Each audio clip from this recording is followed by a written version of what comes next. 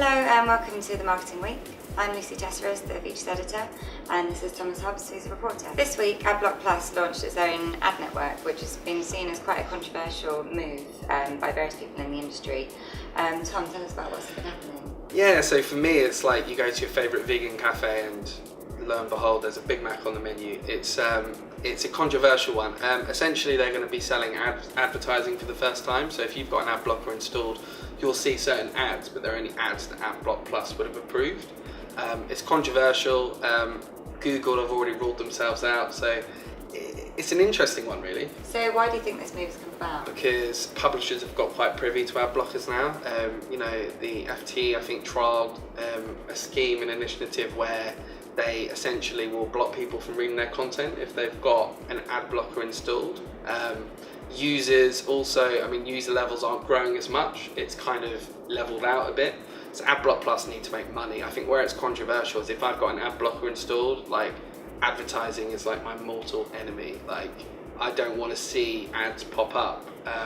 So it's a very thin line, that they're trying to balance on whether or not it creates more damage than good.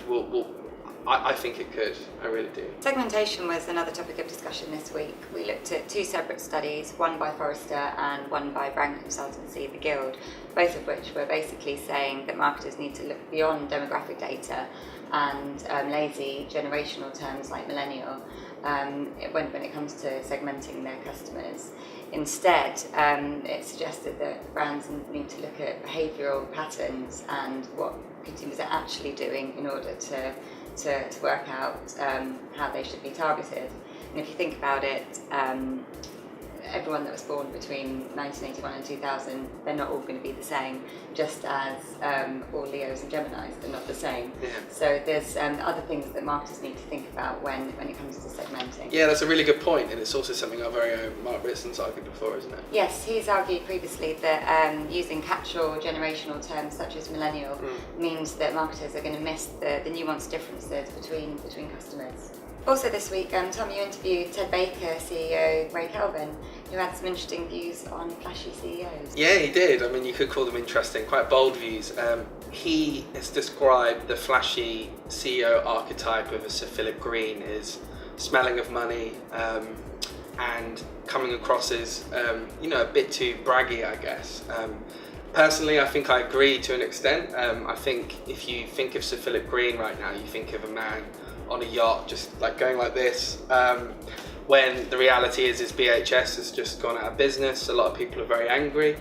I think if you said Arcadia to someone in the street, they wouldn't necessarily know what that was straight away, whereas if you said to Philip Green, they would know. And I guess Alan Sugar's another example, Mike Ashley's another example.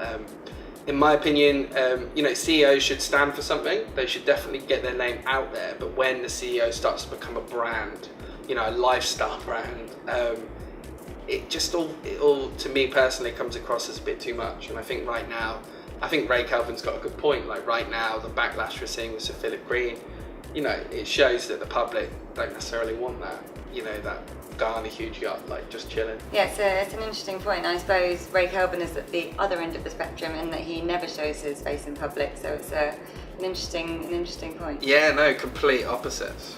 That's it for this week. Thank you for joining us, and please do tune in next week when we'll be discussing more of the marketing news that matters.